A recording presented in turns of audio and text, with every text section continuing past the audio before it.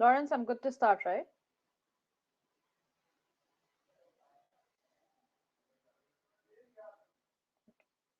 Yeah, if everybody wants to turn their cameras on.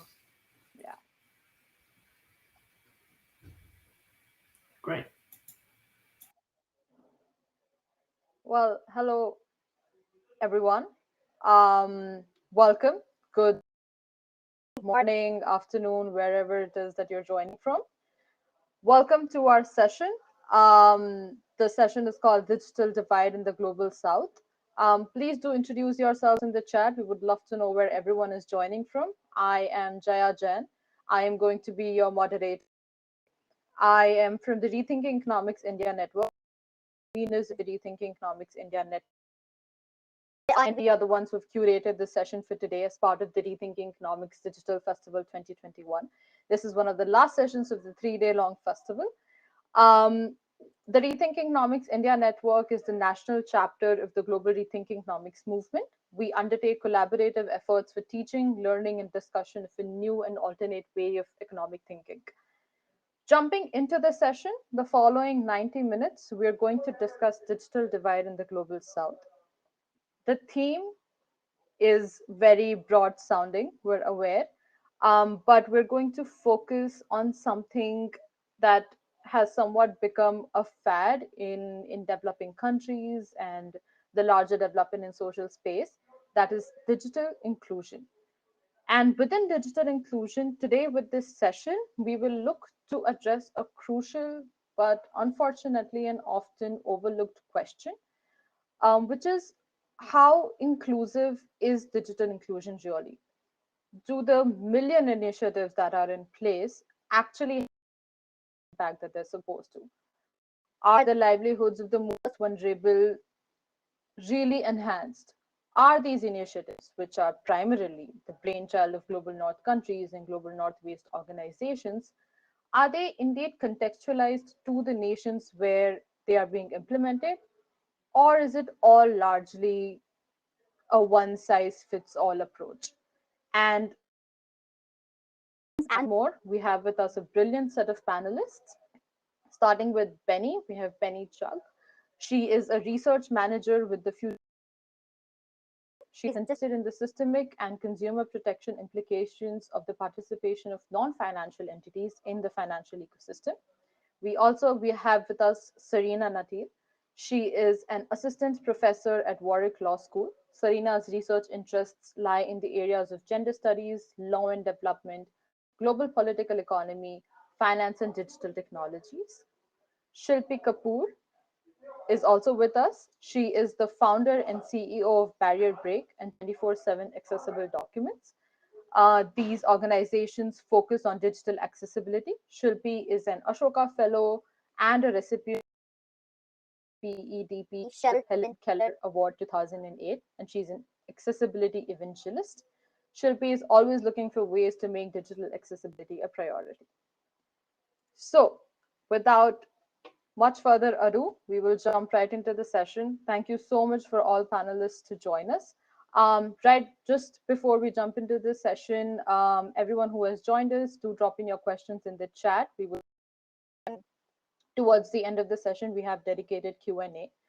So this session is going to be divided in somewhat of 3 rounds, where we'll start with an overall opening comments from all the speakers. Then we'll move into talking specifically about exclusion and accessibility. And then we'll talk about, of course, what is the way forward. So starting with comments, Serena, I would like to start with you. In your book, The Exclusionary Politics of Digital Financial Inclusion, Mobile Money, and Gendered Walls, you have critiqued the mainstream narrative institutions of digital financial inclusion as a development strategy for gender equality. Could you please elaborate on the same? Thank you so much, Jai, and thank you so much to all the organizers for the amazing work that you have all been doing and for the conversations that everyone in the public and all the panelists participated to collectively create. over the last couple of days. I have to say that I have a small problem with my laptop, so if something happens, I will try to connect from another one, so just for you to know. For the introduction, Jaya, for your question. So in order to address it in a very kind of quick way, I should start by saying that digital financial inclusion, which is the key topic of my book, which is titled The Exclusionary Politics of Digital Financial Inclusion, Mobile Money, Gendered Rules. I try to critically understand the gender dynamics of digital financial inclusion. And in doing this, I questioned the development strategies and narratives underpinning the idea of using digital technology, and in particular digital financial technology, in order to produce gender equality. So I try to question the nexus between financial inclusion and gender equality. One of the main aspects that emerged from my research is that most of the digital financial inclusion policies really ask the question of how to include more women within the digital financial system. So they try to develop systems, such as a key focus on my book is, for instance, on M-Pesa in Kenya, which is considered a very successful platform, because of course, as now is used by over 80% of the Kenyan adult population. So it's considered a model of success for this reason. So I noticed that many of these policies and projects focus on the how question, and they never ask the question of why financial exclusion is gendered. So in my book, I tried to trace the gender dynamics of financial exclusion, trying to ask why this exclusion is gendered. And I went back to the colonial time, tracing the introduction of particular gender norms and gender relations, such as the introduction of property rights, which was gendered because property titles were established in the name of the men instead of the women, but also the introduction of other norms and other systems, such as the wage economy.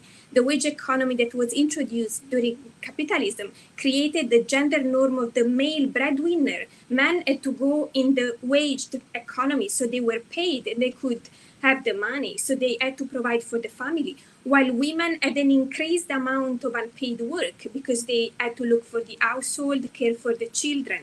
So when the monetarized relations were introduced as part of then the broader project of the international political economy system, there was also this division between paid and unpaid work and public and private sphere. So women belonging to the private and men to the public sphere, as well as customary law, the introduction of customary law. For instance, if we use the example of the British colonial system, with customary norms were also used what are called the non-repugnancy clause. The non-repugnancy clause created even more gender discrimination because things such as the fact that women could not inherit property were not challenged. But other relations such as women-to-women marriage and same-sex relations were challenged as to be inappropriate and immoral according to the Victorian values of the time of the UK system. So these gender norms, the creation of this political economy contributed for a long time to exclude women from the financial system. And this is exactly the reason why we have overwhelmingly high number of women in the informal finance, such as in credit rotating savings associations, because they could not access the formal finance, not having a paid job or working in the formal sector. So they started to manage money more informally. So instead of asking how to include more women, I tried to address the question of why financial exclusion is gendered. And in doing this, I also realized that the causes of exclusion, which are generally related to the lack of a secure source of income, have never been addressed by the International Financial Inclusion Project.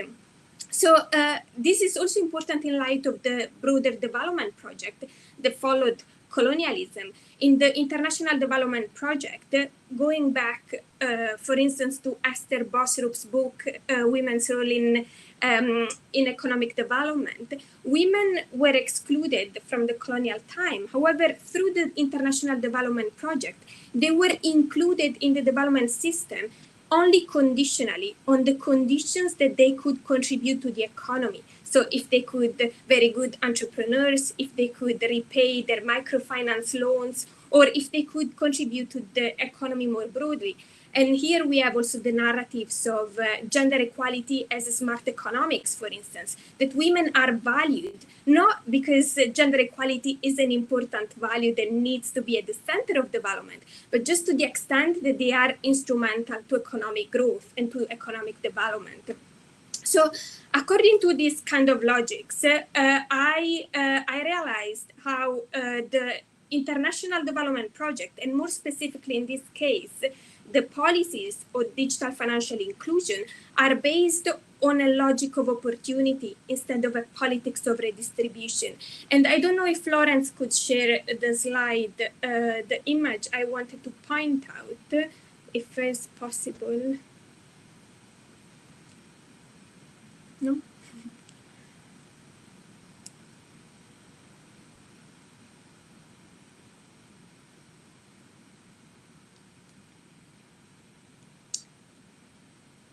So there was just an image that I wanted to talk through in order to explain what I claim to be the idea of a logic of opportunity over a politics of redistribution. So this logic of opportunity is based on the fact that through digital financial inclusion, you can provide the women with a number of opportunities. However, you don't provide them with the means and the resources to then take advantage of these opportunities.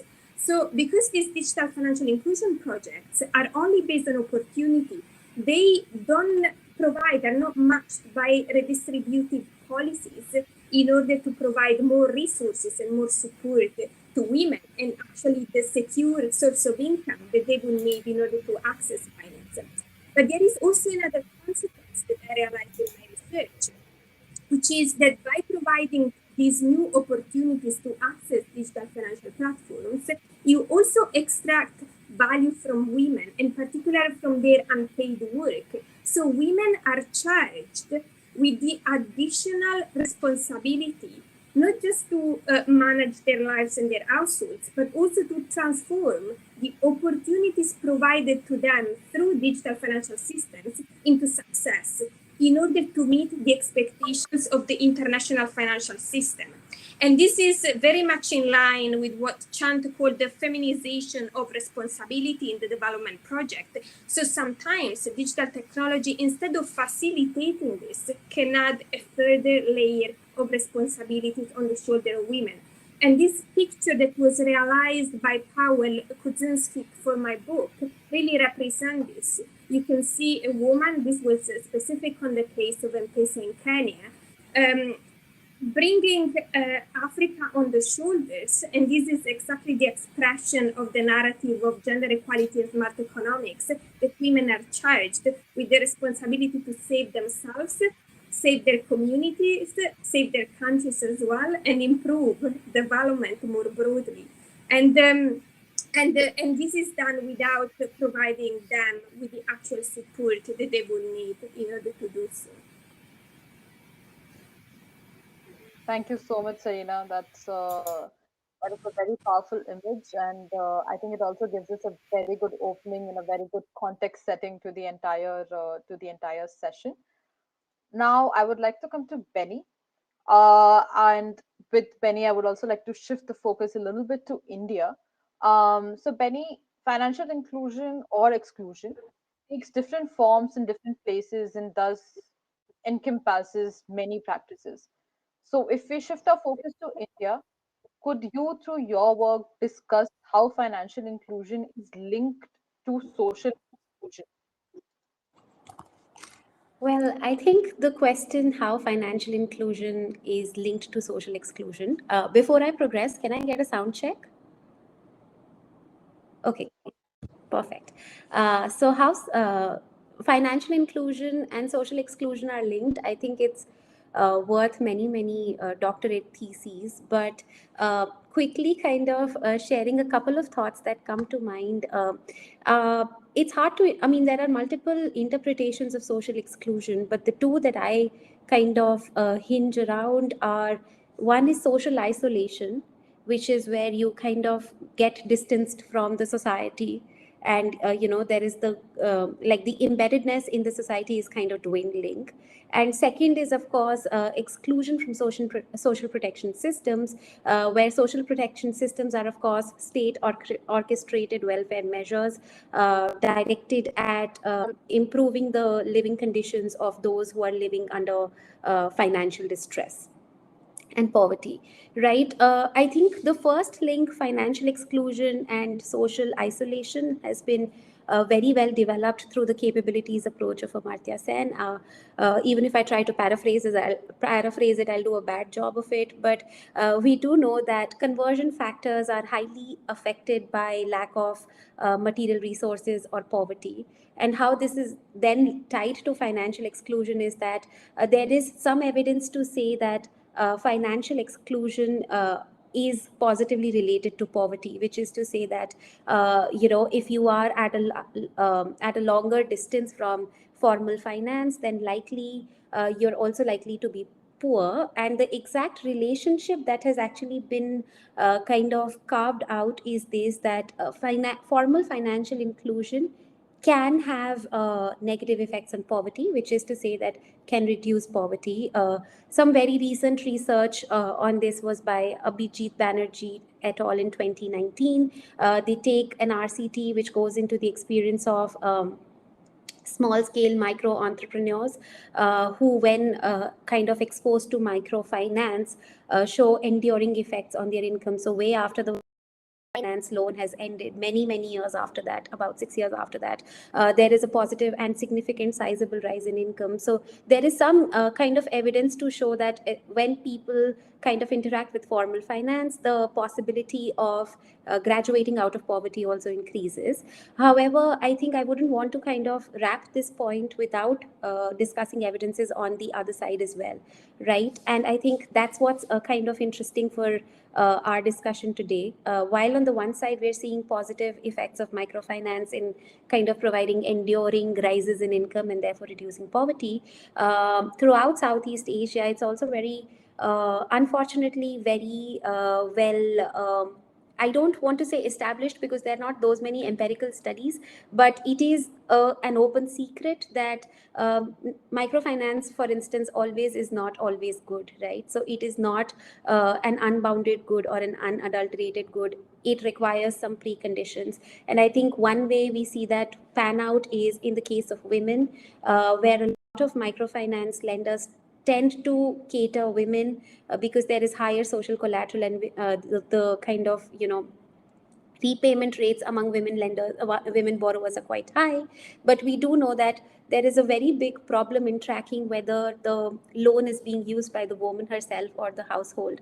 In fact, there is emerging evidence to suggest that if both the women and the man in the household are entrepreneurs, then the loan, even if it's in woman's name, is more likely to go to the man's business and less likely to come to the woman's business. And that's all fine. But what happens when you're not able to pay? When you're not able to pay, then feminization of debt occurs because the loan is still in the name of women, and they are the ones who are seen to be not paying. And of course, if I stretch this out a little bit further, then there is this whole consequence of disproportionate impact on credit rating, on your ability to borrow the next time around. So there is that vicious circle. To my mind, what is the inherent tension? I think the inherent tension is that some of these access to finance, and later I'll come to, perhaps if time permits, access to digital finance, are thought of as neutral forces of science that have that exert no influence on culture, or that do not even interact with the existing culture, existing power asymmetries, or the existing intra-household bargaining relationships. And we think of them as a very surgical intervention, which Serena also made the point that the assumption there is the moment we expose any group of people to this, the outcomes are only going to be positive. But we know that now that's now not how it is panning out, and there are very real social cultural barriers that interact with how technology kind of is distributed, or how people experience even technology and therefore even digital finance. So coming, I think narrowing down, moving from abstract to specifics a little bit, this is exactly the problem that we're seeing in digital financial services as well, right? Like I often go to, like we often hear this, that in India, there is the India stack, which is state of art technology, which other countries are looking to import. There is a lot of kind of exuberance in providers to serve the last mile. There is a huge demand at the last mile. So what is the missing piece? Why are we not able to achieve results, and why is nothing really manifesting? I think the answer there is that the starting point, or the assumptions with which we started, were incomplete, if not wrong, really. And the assumptions were that there is this product, there is no barrier to access this product, so let's make the product available. But actually, between the consumer and the product, there are a couple of barriers. The barriers are traditional ones, like Serena mentioned. There are property rights, and the overhang of property rights is so huge that even in, we see that asymmetric ownership of even mobile phones, right? So everywhere in the world, but most starkingly in Southeast Asia, and even more starkingly in India, Bangladesh, Pakistan, we do see that women always own fewer women own phones as compared to men, right? There is this similar distributional effect of the internet, where we see that there are fewer women users of the internet than there are men. So these kinds of which are very related to, property type notions, we see asymmetric impact between men and women. But even further, when you say usage, we do find that use cases for men perhaps outnumber use cases for women. And most of that is that, when you are designing for the world, you're actually designing for man. It's very well known, but I think we're seeing it pan out now, because time and again we ask that why aren't women picking digital financial services? And the deeper we dig, the deeper the answer that comes out is that there just aren't enough women-centric use cases for women to actually take up digital finance. So there is all that bridges that they have to cross in terms of device ownership, internet usage, digital literacy, normal literacy, traditional literacy, but to no avail, because there is not a use case that satisfies their needs. Right. So I think that just continuing with that logic, that technology, finance, digital finance are neutral, they do not interact with the existing socioeconomic context, has brought us where we are right now. And to my mind, that is the biggest link between financial exclusion and social exclusion. Thank you so much. I think the points that you made were, like, the surgical intervention point was very good, and I think this also reminds me of a paper. They critiqued World Bank's definition of financial inclusion, going back to your point in how we started off in the wrong assumptions, where World Bank says it's access to finance, but and it's about just, and access to finance can be about making a branch in a village, but if you don't give them the product, if you don't give the awareness, they're never really going to be able to access it and to be able to use it. And access brings me to Shilpe, where we're going to talk about where I want to ask you that on the integration of social exclusion and on accessibility. There are many people who are interested in making technology accessible, in making technology inclusive, but the reality is that we all struggle often with how and where to start. So, with your experience and with your work, could you give us a run through of where the black spots are and what are some of the important considerations? So I think, Jaya, firstly, thank you for inviting me. I was hearing Serena and Benny, and I was linking all of this to the space that we work in, which is disability. And very often these conversations never get connected. So hats off to you all for putting a conversation like that together, firstly. Coming to the point of, social exclusion, let me start with actually defining accessibility and inclusion in my world. So accessibility, as the definition goes, is really access for people with disabilities. Right? Inclusion is the wider conversation, where it's inclusion for gender, ability, disability, religion, race, everything. You can go down that entire line. Now, so accessibility is what I want to right now focus on in this conversation. So as to bring in the piece of people with disabilities. So if Benny says that, women are not really being considered at the same level or as a use case, then people with disabilities don't even come anywhere near the use case beyond the conversation of let's include them in inclusion. Right? We're probably the last in, all of the different user groups that is looked at, and sometimes not even considered. So even when we talk about women, very rarely are we talking about women with disabilities. We talk about women, but we're yet excluding women with disabilities out of that entire paradigm. So, I think that is a crazy irony that we see at all given points of time. And so sometimes I always wonder, what is this inclusion and exclusion that we talk about? Because within inclusion, we're yet excluding people, right? And that is what we have to deal with on a daily basis. To your point, where do we start from? The first thing that we need to start from is the economics of the business of people with disabilities, right? There is 1 billion plus people with disabilities globally.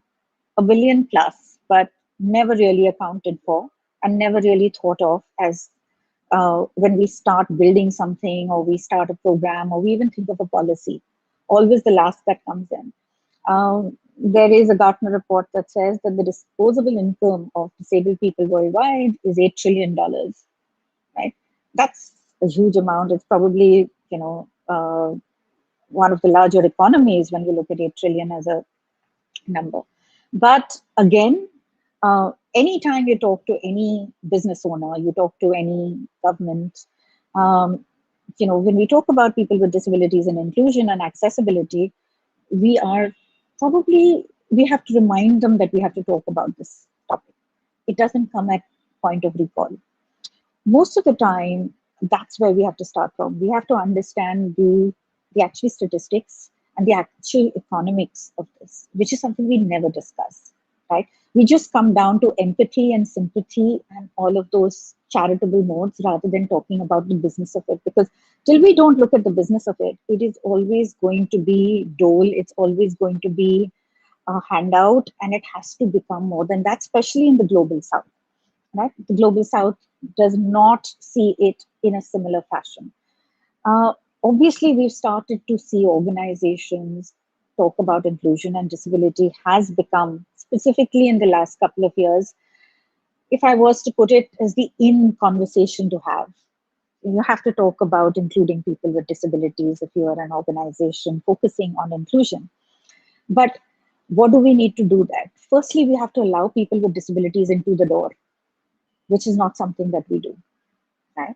So when you talk to organizations and say, great, how many people with disabilities do you employ, right? Are you servicing them as a customer? Are you reaching people with disabilities so that they can buy your product? The answer will never really come out. So I started my third enterprise, which is Newshook, which is a news and media website.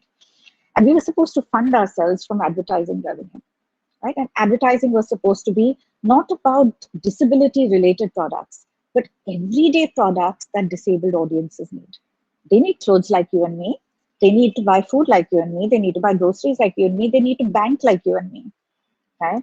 But I couldn't get any takers because everybody said, but why do we need to focus on them?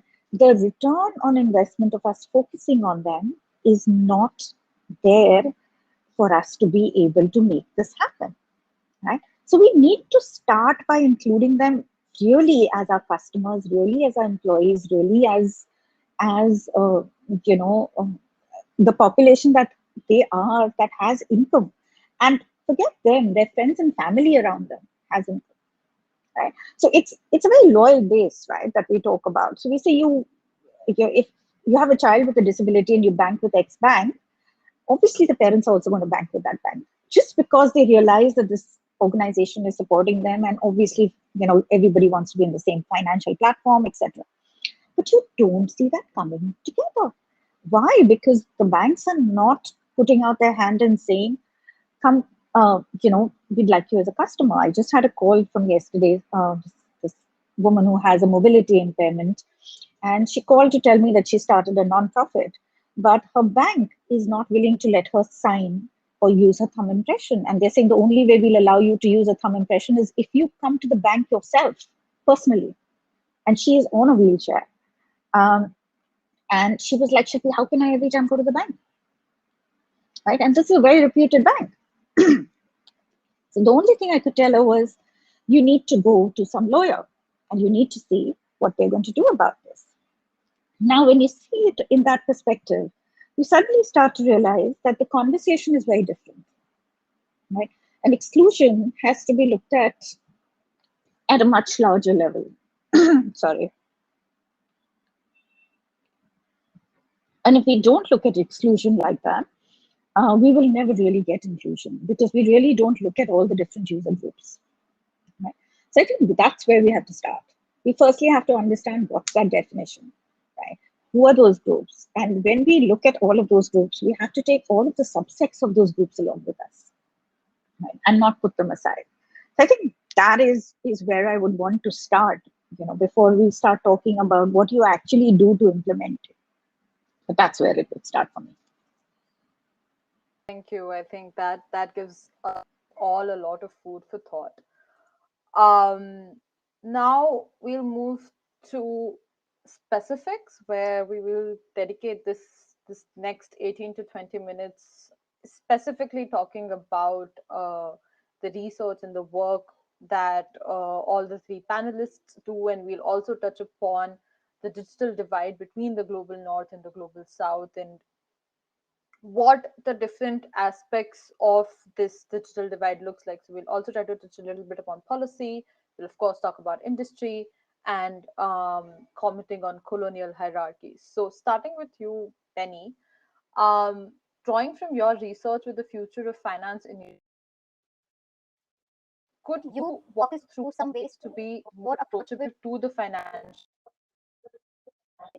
and especially if you could shed some light upon how is India working towards removing the barriers that exclude people from participating in the financial sector and using these services to improve their lives?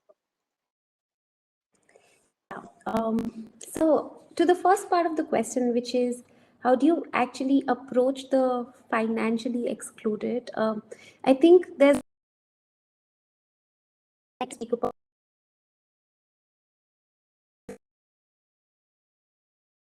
and the background is that I think there is this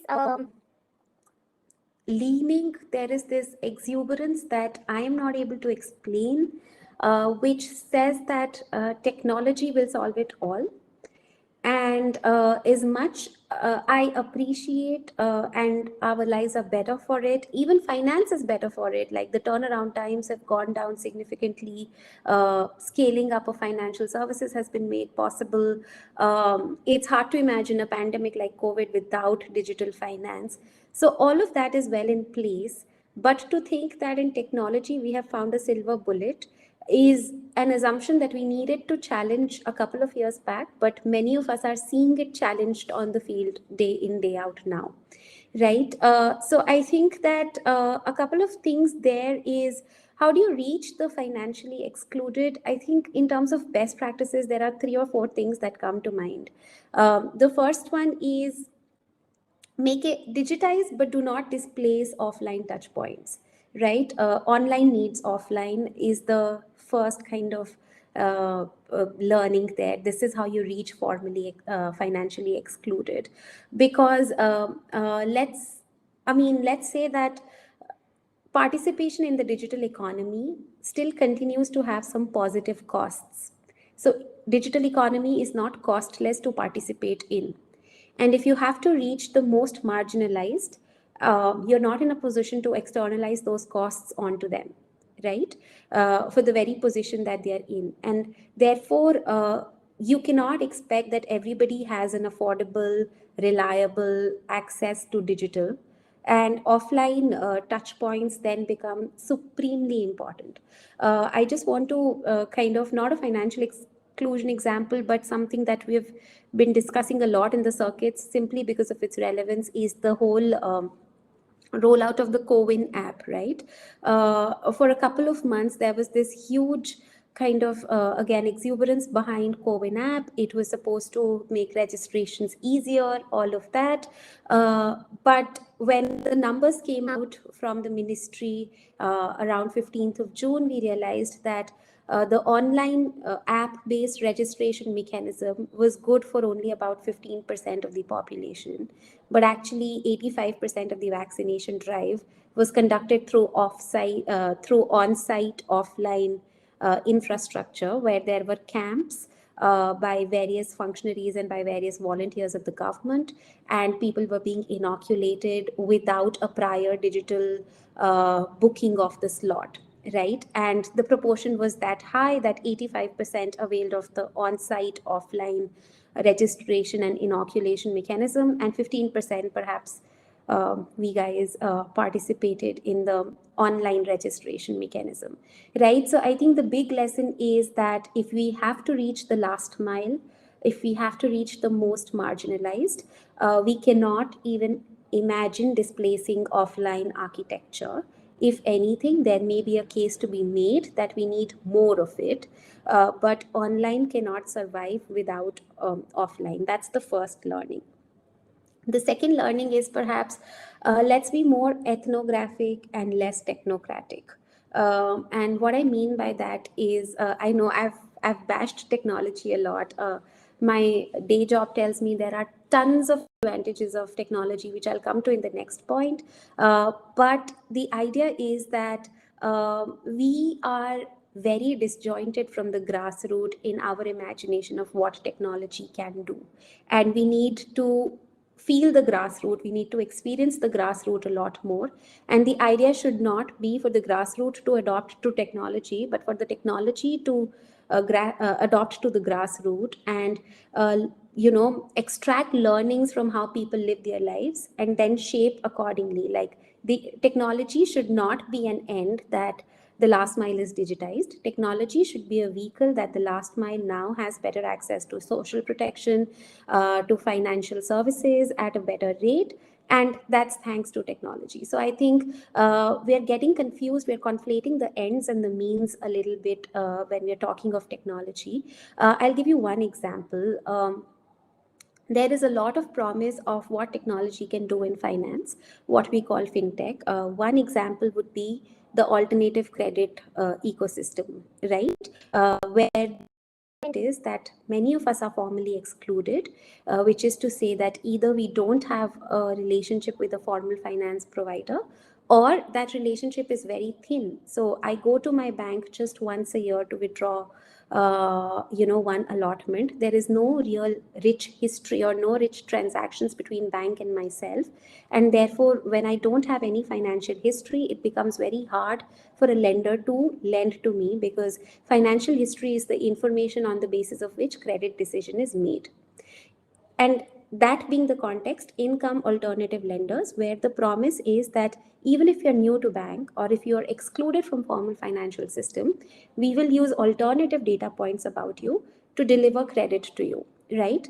Some of those alternative data points could look like, for a very, I'm just kind of saying for the sake of example, some of them are actually data points, but just to kind of put my point across, some of the data points look like the number of calls that you make in a day, the number of, or the distance that you travel from your home, like what is your radius of travel, from your home to where you go. This is covered through GPS data. Number of calls in a day is covered through, basically the mechanism is that the app is in, the alternative lenders app is installed on your mobile phone, and then it is able to glean off this data from your mobile device. And some of the indicators are number of calls that you make, the kind of other apps if you have on your on your mobile device. So for instance, having a LinkedIn makes you a better credit choice. You're more likely to get a loan if you have a LinkedIn on your app on your phone, versus if you have a dating app, for instance.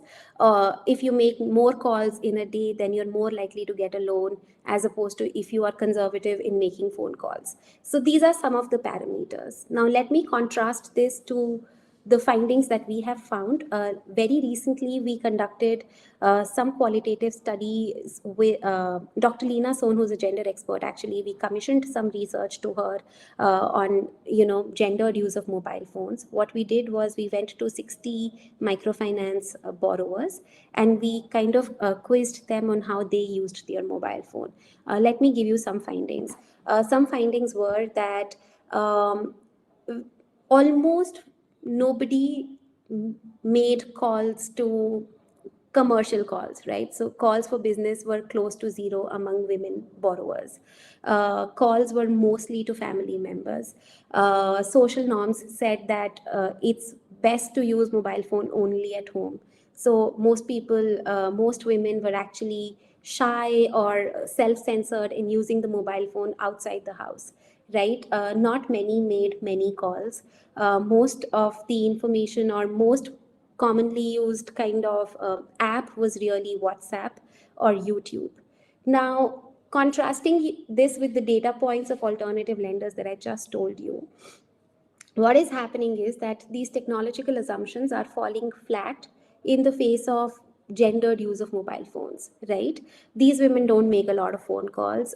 They don't travel with the mobile phone. Perhaps mobile data is not even switched on. So how would formal finance then, with its assumptions, cater this set of users? So the idea is that training data might tell you that number of calls a day is a good proxy of ability to repay, but on the ground, are people making a lot of calls? And when I say people, formally excluded, right? So technology can definitely make things possible, but it has to be deeply rooted in the ethnographic and the lived experiences of people on the grassroots. And I think that's the second biggest learning that we are getting from our work, that be as close to or mimic people's real life experiences as well as you can, and then go back to technology instead of trying to apply technology to those experiences. And I think the third one that I really want to say, and it's a little tangential to financial inclusion, is we're seeing this massive digitization of social protection, right? So there is platformization of how social protection is delivered. There is DBT, there is Umang. I gave you the example of CoWIN. The idea is that can you create a social protection platform which can transfer benefits directly to people in their accounts in cash, right? And can that operate as a digital ecosystem, which is a platform of its own? Now, what that assumes is that everybody has familiarity to interact with technology. They understand what's going on. They can hold it accountable. They can navigate it easily. To give you a small example, just in DBT, between authenticating yourself using the national identifier to receiving the cash transfer in your account, there are about 300 points of potential points of transaction failure. There are about 300 error codes between authentication and receiving wages. So that means there are those many points of transaction failure. Now, should a transaction fail, how is this person on the last mile who is accessing this infrastructure to get her pension, who is 85 years old, who doesn't understand even a POS machine, how is she getting grievance redress? How is she even getting to know what is going wrong in the system? All of these are error codes that you and I have to go back to the websites of UIDAI and PCI to make sense of, and even then we can't make sense of, right? This is highly technical information, and there is nothing wrong. Of course, on the days DBT works, it works well. People don't have, people don't have to, there's an opportunity cost attached to going to the bank. It's bringing the bank to them. All of that is well taken, but we have to design for the most marginalized, and we have to design for minimizing transaction failures. And I think that's my third biggest learning, that design for the bad days, design for marginalized, design for when there is a transaction failure, what happens then? Because when things are going good, they're going good, right?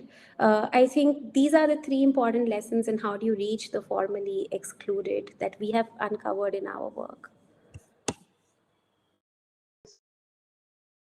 I think there's a term that I get of here, which is called phygital. Combination of physical plus digital, which has also taken up a lot of, it's the new in thing. So with this, I would go to Serena. A little bit of different question, also going back to some of the things that you touched upon previously on colonial hierarchies.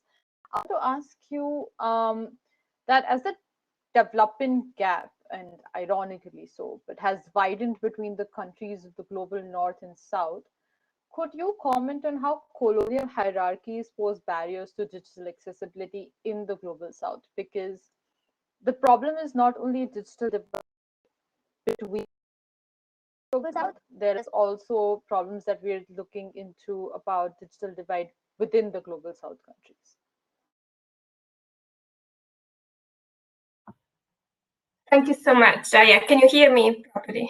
Yes, because I changed the laptop, I managed. So just to make sure. But before answering your question, I just wanted to thank my co-panelists for their great points. Bani for what she just explained, and I'm going to touch upon as well some of the points. And I also wanted to really thank Shilipi for the point about disability, because I think this is very important and links to what Bani was saying for also a main reason, which is many of the investors or those who develop digital financial or digital in general, digital development projects, they are very much interested in measuring success.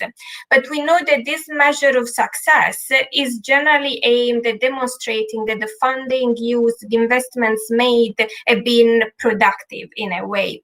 So for this reason, they very often don't consider very difficult aspects such as disability, because disability requires sometimes very expensive technology in order to be really inclusive.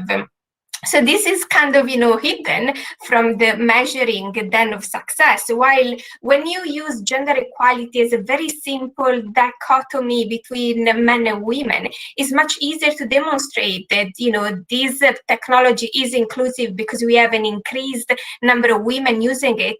Never mind if they don't actually benefit from it, but at least, they use it. So I think this evaluation of success and the way this is done in the international development framework is absolutely important, and hides a lot of the complexities.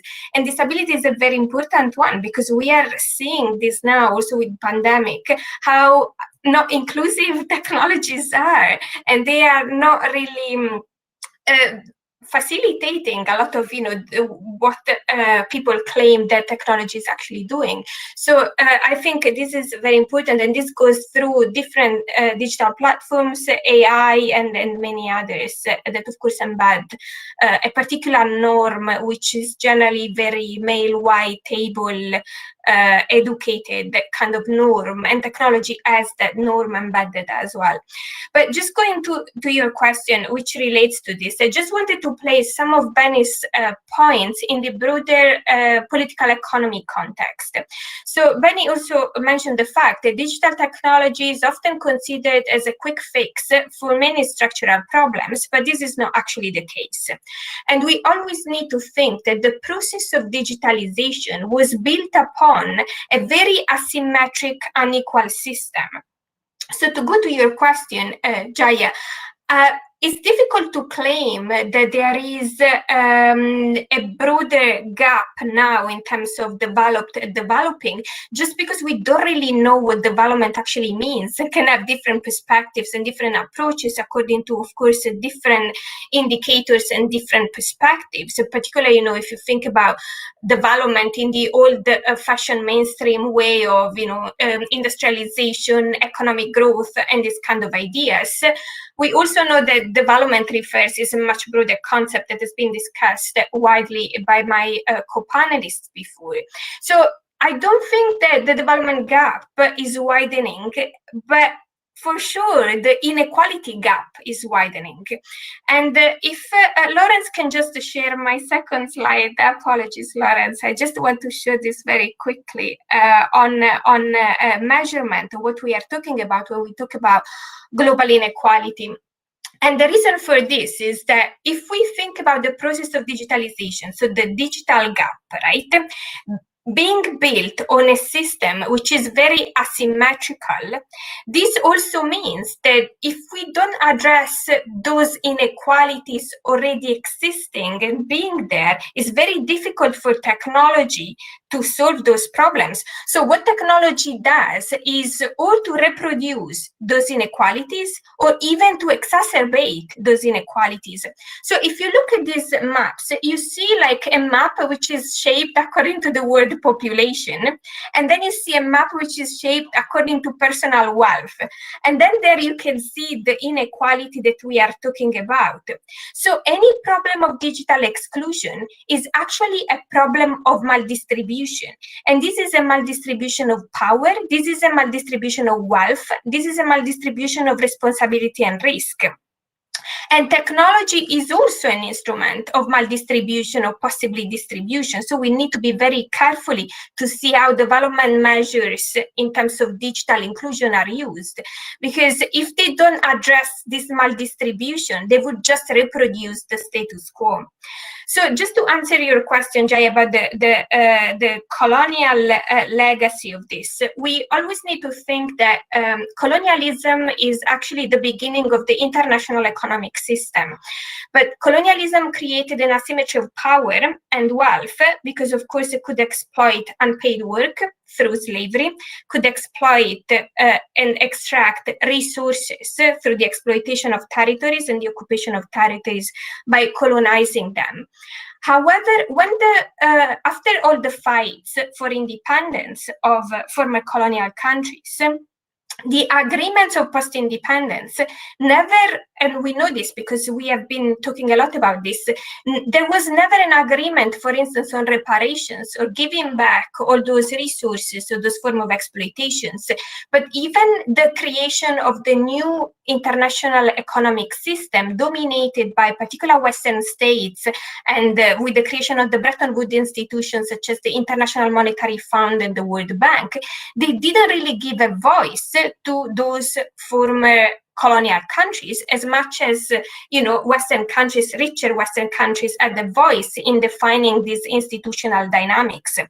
But what is even more important, the proposals such as the new international economic order or the right to development, they were never implemented and never really considered fully, while the system that we had in place in the international economic system was the system that was also defined in a political way also through the Cold War and the end of the Cold War, which is the liberal economic system based on idea of economic liberalization, economic integration, and then with the introduction of neoliberal policies such as privatization and the strong focus on private property and liberalization and opening.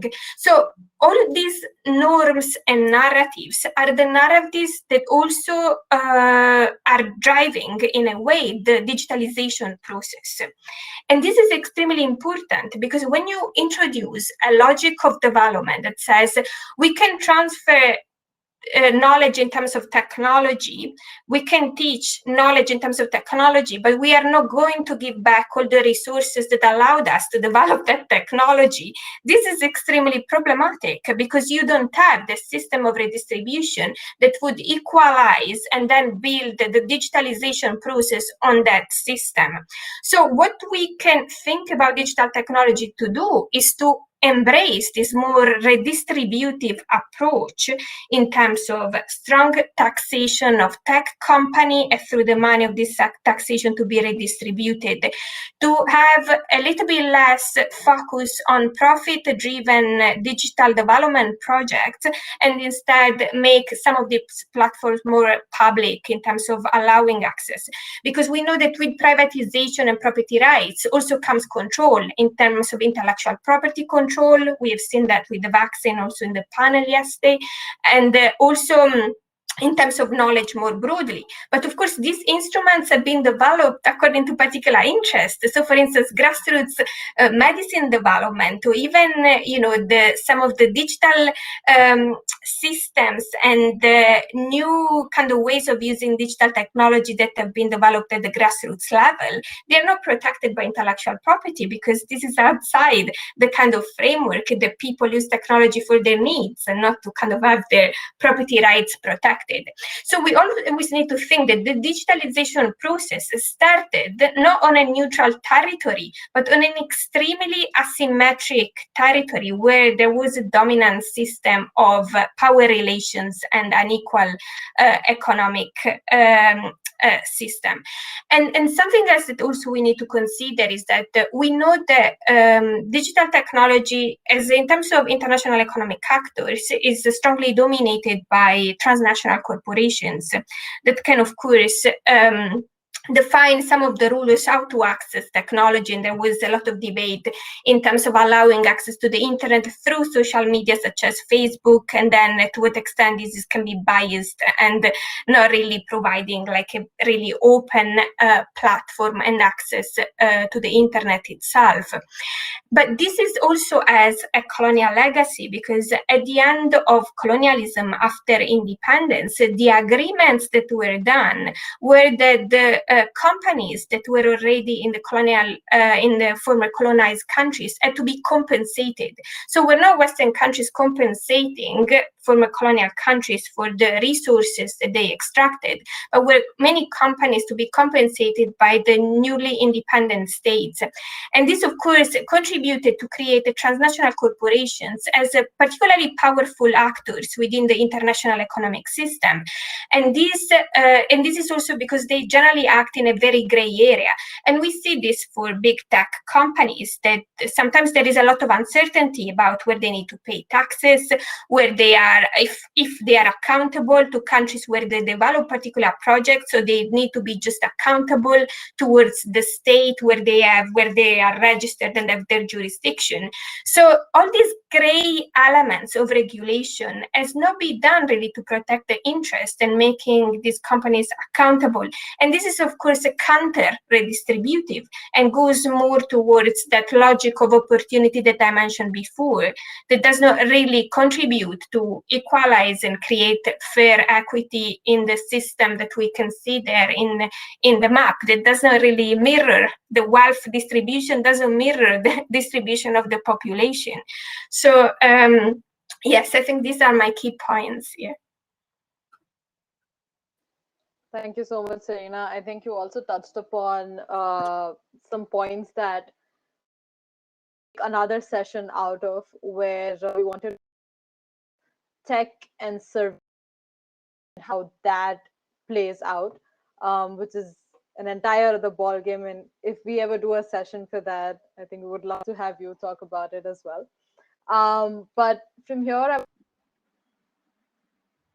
Shilpi, and I would like to now focus on the industry aspect of exclusion, accessibility. Work in the industry, and I think this is a question that a lot of people have, is one, how has digital inclusion for the disabled been typically treated by industry? And in your experience, what has been the reception from the business your initiative? And has in any way that reception forced you, or you had to make some sort of changes to your vision or the end goal because of how the community reacted towards your initiatives? Very interesting question, Jaya, because my entire business changed actually because of how industry reacted to me, not just a small part. So when I started, it was 2004, which is years back. And at that point, digital accessibility was never even talked about in India. But when I went to my investor at that time, which is Avishkar, and the pitch that I had given them was that we will focus on helping Indian tech companies make their technology accessible when they service the West, and thus they will learn to also make technology for India accessible. And that was really my pitch. And my pitch was that we would use people with disabilities as our testers, and that way we will give employment to disabled people in India. And that was a win-win for everybody, where the IT sector would be able to deliver on their contractual obligations in the West of ensuring that websites and mobile apps and technology that they were creating was accessible. But I think it was less than 2 years into my funding, and that I realized that the industry wasn't going to accept this at all. Right? The industry basically stood on the side and said, so what if we have this in our contract? When we get sued, we will come and talk to you if we decide to talk to you. So everybody said, oh, this is brilliant. This is just the right idea. We need to start inclusion here. But nobody wanted to work with us. So I had to actually go back and say we had to survive. So how do we survive? So it's really interesting that Barrier Break actually services the global world. And out of that, 5% is India. 95% of our work is international, right? And we service the US, UK, European, Australian markets. So that one tells you about how industry reacted. So it also tells you that we had to shift our business model 100%. We stayed with the same approach. We would test websites, we would use people with disabilities. Today, 65% of Barrier Break comprises of people with disabilities themselves. So we surely do walk that talk. But the way that we had to approach it had to shift. And what I told myself was we had to survive first as a business before we could survive as anything else. And if it meant that we had to service other countries to make this happen, then that's so be it. But what that did was, very interestingly, we realized that a lot of technology was actually not being developed in India. That is ubiquitous to all of us. Right? A lot of the technology that we are using is actually made in the West. Right? Look at your phones, look at the operating system we use, look at most of the frameworks that are used in the world. They're not developed out of India. India is great at service delivery. So we take somebody's idea and we deliver great products for them. Right? But we weren't the innovators of the WhatsApps and the Facebooks and Windows as an operating system, etc. So I said, okay, so maybe the way to do this is service the West, and those technologies will come to India, and that will support us. And interestingly, that worked, right? Because that's really what started to happen, right? So we started helping companies abroad make their solutions accessible, and invariably, that same solution was being used by Indians, and that was globalization. So, I don't know what it is, but it worked for us as an organization. Now, let's flip that a little to India, right? Even today in India, it is very difficult for me to get a CEO of a company to buy in on accessibility when it is all these amazing tech startups out there, right? I know I've done hackathons with VCs where we put accessibility at the forefront of the hackathon, funded, right? But brilliant ideas, but doesn't get implemented because, again, economies are not understood. Right? To my first answer, it yet stays the same. Amazingly, if I could be as pompous and say, Barrier Break is successful as an organization, right? We bought back our venture capitalists. We are self-funded. We are servicing our own growth and our innovation. So obviously there's something right. And obviously there is a business model around this. Right? So I think the need is now for industry. And I think industry has started waking up to it. I can't say no. The West for sure. So you are seeing the Microsofts and the Apples and the Amazons focusing on disability inclusion and accessibility and having large teams in place. The shift that I'm hoping yet for is that we see the same thing in India, right? Because that's really why I started doing what I started to do. So if, Amazon can be accessible, then why can't an Indian e-commerce retailer be accessible, right? And now the question to ask is, why aren't we seeing the business case? And why aren't we seeing that opportunity? A very simple example is you get onto, Netflix today, and you will get an audio described movie, and captioning on Netflix is common. It's in every show. But go to our television, right? And captioning is not common. Go to our OTT platforms. They're not always accessible. Actually, they're not accessible. Not always is the wrong thing. So the question is, how do we make India feel that responsibility and see the business case together, right? And actually, that was one of the reasons I was excited to have this conversation, because it is not often talked about in the wider perspective of things, right? It is that unheard of thing or unsaid thing, which is just going on. And it needs to be pushed, so there is something called Global Accessibility Awareness Day, which happens on a particular day in May. And we did a COVID accessibility bug bounty, where we went out and we asked people to volunteer and test COVID websites globally for accessibility errors, right? People with disabilities as well as accessibility experts. And the maximum errors actually came out of the Indian government websites, right? Where access to those platforms are just not there, to Benny's point. So when you think about it, digital accessibility today has to become a norm, right? Inclusive design has to become a norm. It can't be exclusive any longer. We are seeing research reports which say, 10 billion of design will go to organizations that will look at inclusion, right? So what we're hoping for is the business will force inclusion rather than the disability community or the social sector promoting this. The gaming industry has taken to accessibility and inclusion. Right? That was the last one that anybody thought would take. Everybody said first focus on education, first focus on financial and fintech and all of this. But interestingly, look at it globally. The gaming industry has taken to accessibility. So obviously there is a business case, right? But it comes not from the charitable part of it. It doesn't come from the social part of it. It comes from the business economics of it. So I will leave it with that.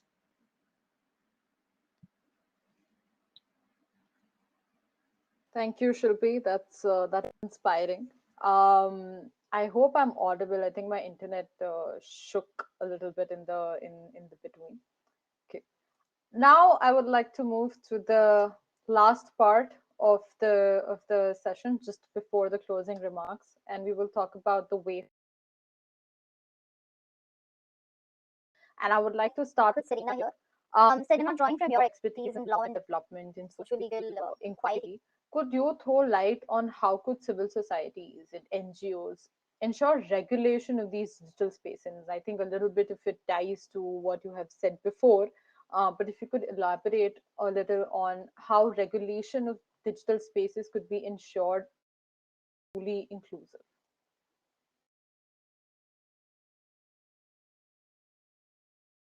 Thank you so much, Jaya. So yes, I'm going to build upon some of the points already mentioned.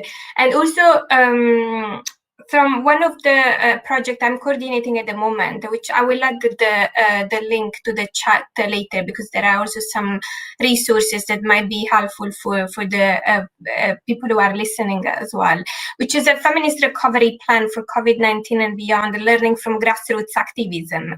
So all the aim of this project is to place grassroots activism at the center of policy making. And the reason is because our idea of expertise, the idea of expertise in development, is of course very wrong many times, because it is of course not really grounded in needs and what Shilpi was talking about before, about the actual needs, and when some of the dynamics are driven by needs and not by other kind of logics. And And of course, they are not considered to be experts in policy making. So something that I think is extremely important, first of all, is how we consider where the policies are coming from. And so giving like this voice and this space, particularly to grassroots activists. And one of the reasons is because many of the human rights defenders have been working on, they don't actually have the instruments and resources to do their work, which comes to my second point, which is key about how to regulate the space, which is about funding. Unfortunately, the regulation and decisions about digital projects come with funding. So people who have the funding also decide a lot about the regulation. And I mentioned before that there are a lot of gray areas, and these gray areas are very much in line with the kind of values that drive the international economic system in terms of opening, liberalization, integration, and these kind of principles. And there is a much less space for protection. And we know this in the international system, that civil and political rights are generally at the center of a lot of debates, while socioeconomic rights, because they actually require interventions and resources, are too often neglected for these reasons. So I think something that is important is to consider the work of grassroots activists, and particularly for digital inclusion, don't consider them just as a door to have access to local markets, because unfortunately this is how often local communities are used in order to get usable information to then access and understand how to implement projects at the local level. But they are actually not provided with the resources to implement possible projects that could benefit people. And this distribution of resources is a big problem, because many of the digital development projects are public-private funding and are driven by a logic of profit because of the private part. So of course, one of the key suggestions to make is this allocation of funding. Why philanthropic foundations don't give directly the funding to grassroots activists and human rights defenders instead of having to go through private partners in order to make profits. And if the real aim is actually to contribute to development, there is no reason to go through private parties in order to implement these projects, because grassroots activists and human rights defenders at the local level have much more expertise than many people would think, or in kind of paper, and they would distribute and allocate resources as they are needed more specifically. But something else, so something about the funding, I think, is very important, and the logic of policy making is absolutely important. And something else that we need to think about is also about how to use these resources. And this emerged a lot throughout the discussions, I think. There was a question in the chat. Sorry, Jay, I'm just going to realize so that we involve the audience as well. So there was a question. Actually, I was going to say you can answer the questions in the go if you want, because we're not going to have a lot of time at the end. So please feel free to answer. So just as part of my answer, and Shraddha asked, do you observe any difference in the nature of inclusion and autonomy? Because financial inclusion can also, I'm referring to the digital part of financial inclusion, can be for employment generation and for welfare. This is problematic because of the logic of funding allocation that I was talking about before. So because there is not a regulatory commitment to provide the waged employment, but there is a commitment to provide the digital financial inclusion, what happens is that digital financial inclusion is used as a way for employment through micro-enterprise. This means that through micro-enterprise, it means very similar to microfinance, but this is facilitated through the digital system. So it's easier to take the loans and also to make repayments. So this is an efficiency and transparency aspect. However, the logic of that is exactly the same. Nothing changes. The logic of that is not improved by the digital aspect comparing to microfinance and microcredit. And something important is through micro-enterprise, you cannot actually provide a secure source of income to many of the people because there are too many limitations. You can have only a very small business, the market is fully saturated with these businesses. So there is no actually need and demand for those businesses anymore. So the limited money you have would just allow to start a business that is already present in the market, and there is not further demand for that. And this is extremely limiting. So another way that you can satisfy your needs is to take loans that you would use for your micro enterprise and use part of these loans to actually feed your children.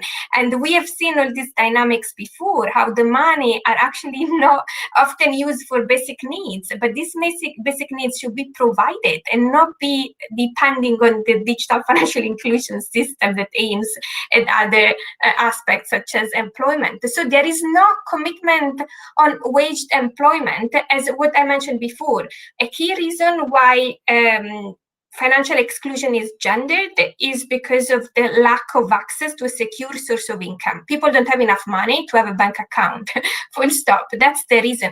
But this cause of financial exclusion is not addressed, because if you address it by just providing new platforms to access microcredit through a digital system, this is not going to improve the situation in the long term. So informal finance is still very present for exactly this reason, because people still need to take more reliable loans from people they can rely on and can trust, because they cannot really be in debt because they would be dangerous. And we have seen some of these dynamics in microcredit, of course. And the same for welfare. So many of the welfare systems, so in my book, I provide a lot of examples on how this works. So philanthropic foundations might give money to a private company. They might start a different project, for instance, to facilitate access to energy through solar power. What happens is that these systems sometimes don't work. The companies that create them can make money, but the benefit on people is very limited, because they still need to pay the fees when they need to repay. Is a debt-based system. So what they do is that they pay an amount of money to get this solar power system and have access to electricity, and then they need to make small repayments like every week to pay the full amount of money. So it's still a debt-based system. In the process, the companies make money. The digital financial platform makes money, because when you transfer the money, you also pay a small fees, although it's small, might be relevant with a lot of transactions. And then at the end of the day, sometimes they don't work, so you still need to rely on informal ways of using electricity or paying for another contract. So sometimes these projects don't really satisfy the purpose of welfare, and the reason is because of this logic that doesn't work. So if the money would be given directly for these projects, and tech companies would use the digital platforms in order to facilitate the implementations of these projects, and all the logic will be less driven by the profit-making private sector logic, then you can actually use digital platforms to contribute more to social welfare and well-being, I think. Thank you so much, Serena. Just remind work that I am doing, where we're trying to understand, where we're trying to work towards entrepreneurship for women, for entrepreneurship and not entrepreneurship for livelihoods, which is two completely different things. But yes, we are really short on time, so I have two questions. One is for Benny and Shilpi, and then I want to do like one tiny little 2-minute closing remark. But question. The question we actually had in the agenda was what do you try assessing whether an initiative is inclusive enough or not, sticks to inclusivity? Like, how do we make digital access and conversations around it more humane? It's a question that, but there's also one question for you in the tab. In relation to your point that approach has been goals and not rights, what is the role of community? Sure. So, firstly, the way accessibility has to happen for it to happen globally and equitably is for it to happen when we follow standards. Right? And luckily for us in the accessibility world, we do have accessibility standards that have now been harmonized around the world, whether it's in Europe, whether it's in the US, whether it's in India, whether it's in Australia, Japan, China, etc. So I think the first thing that we have to do as organizations is to follow a standard, because then we know that the same thing can be used in any part of the world without having different approaches to the world, because we tend to in India do our own thing rather than follow what is the norm everywhere else. So the first thing is follow standards. The second thing to make, to work with standards is to ensure that we are building them or baking them into, as we are conceiving products and solutions. It's not about doing it as an afterthought. It is about doing it while we start conceiving ideas right at the design stage, so that we take that into the different solutions that are being built. So bring them upfront rather than at the end, which is where accessibility comes in. Today, after the product is built, somebody will say, can you please test this for me? And then we will find, 1,000 bugs and it'll go back and it'll never get really handled. So let's bake accessibility in right from the design stage, concept stage, whether it's a program that's being run, whether it's a product that's being created or a service, we have to think of accessibility right from there. So start with design rather than anything else. How do we make it humane? We make it humane by including people with disabilities as a part of the process. So, we call it the people first approach. Have them as a part of the conversation, have them as user groups, look at what are their needs and include that within your solutions. So I think those are the three ways to do it. Now, to the question in the group, which are two of them, one is on my approach that I said that, what about Dole and community organizations. So yes, community organizations do a large amount of advocacy, and we do see that, and I've been working with them for years. But I think even the community organizations need to shift towards the economies rather than the approach of charity. And I've been saying this for the last 20 years. I'm yet saying the same thing. But that shift needs to yet come for this to happen, because the population is too large and is now being impacted very, fast scale. And it is only going to be inclusion that's going to shift that, nothing else. It's not going to be charity, it's not going to be Dole. It is going to be inclusion from mainstream world that's going to build inclusion, nothing else as far as I see. And the other question that's there is, what about the divide which is there within the disability sector itself? And yes, there is a divide. I think that a lot of organizations are trying to bridge that, because disability is a spectrum and it's very, very wide, right? So you can have somebody who has, no hearing to limited hearing. You can have somebody who has no sight to limited sight. And that can be just me who's wearing specs because I have near or farsightedness. So, we have a large population that we have to look at and a use case to look at. So even if you look at our standard that we work with, which is Web Content Accessibility Guideline for the web, we are now, version 2.2 of it is concentrating on needs for cognitive disabilities, right? Because there are gaps that we have to fill. But I think there's work being done. There is a lot of progress, and that's how we are going to shift to the other side, which is inclusive rather than, sit on different sides of the fence. Thank you. Thank you so much, Shilpi. So quickly moving to you. Initially, I wanted to actually have you outline the 3 or the 5 key steps towards building an all-inclusive financial system. But considering the crunch of time, to you in your work, experience, expertise, one key thing that you think it's now we have not been doing and we need to do towards building an all-inclusive system. Yeah, without a doubt, a good grievance redress framework is the tiebreaker. Quickly tell you what I mean when I say good grievance redress framework.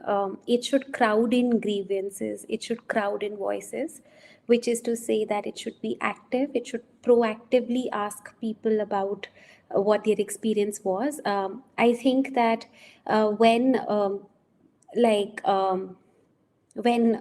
friction in the experience, basically when the customer finally comes in with a grievance, then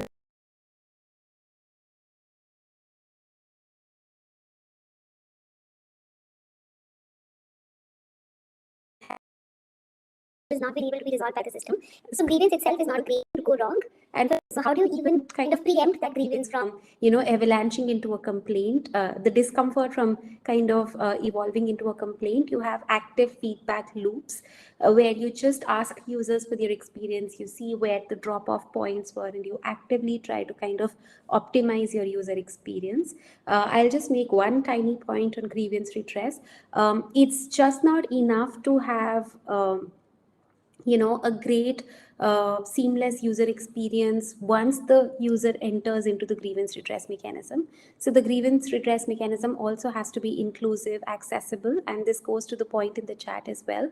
We are finding that actually community players can do a great job of crowding in grievances because they have that relationship of trust. So we have social enterprises such as Gramvani who can actually act as the conduit between the last mile and the financial service provider and actually process, complaints and kind of pass them on to the service provider. So just access channels, make sure that grievance redress is accessible for people to enter into the system. It is user friendly when people are in the system. Again, ODR-like features at the back end can help reduce turnaround times, but ODR features at the consumer interface can be exclusionary because everybody has access to technology. So even when we go after new innovations, we have to be very sensitive to the ground level realities. And the third point that I want to make within grievance redress is providing grievance redress is great. What makes it much better is actually analyzing your redress data and actively kind of taking information away from it and improving your processes so that there is a system level solution to everything. So I think, yeah, to my So much, Benny. I think this also links into Shilpi's point. You need to start at design. You don't need to think about after the onboard, about from the start. Thank you. This was amazing. So we usually we try our best to end all our panels because all our panels, we don't usually talk about, we talk about intense things, grim stuff. And so at the end of the panel, we always try to end with this one question. We ask all our panelists, what gives you hope and what keeps you going? So anyone can start.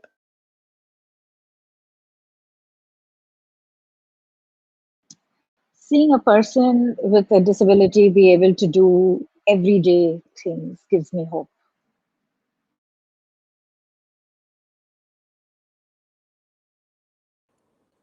In a very ironical sense, the sheer size of the excluded population gives me hope because we do know that no business can survive too long without serving them, right? So their scale makes them a great business case.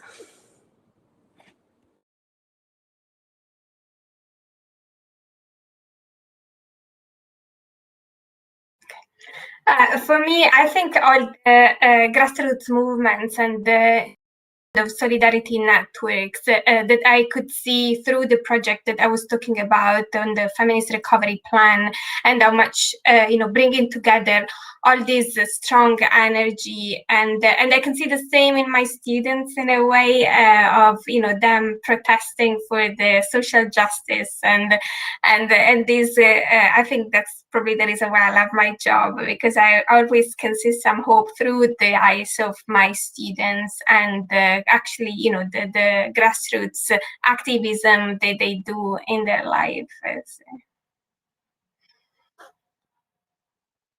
So much. This was lovely. Hope you enjoyed as much as I did and as much as the audience did. Thank you again. Thank you so much for accepting such absolutely brilliant points.